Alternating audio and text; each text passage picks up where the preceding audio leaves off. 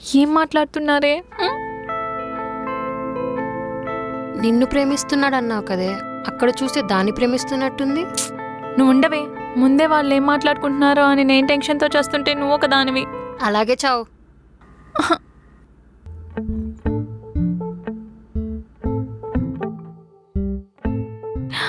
ఏంటి వీళ్ళు ఇంత క్లోజ్గా మాట్లాడుకుంటున్నారు? చూడు, సిగ్గు లేకుండా చెయ్యేస్తుంది వాడిపైన. దేవుడా, దానికంటే సిగ్గు లేదు. వీడికేమైంది? అసలు ఏం మాట్లాడుకొని చేస్తున్నారు ఇద్దరు?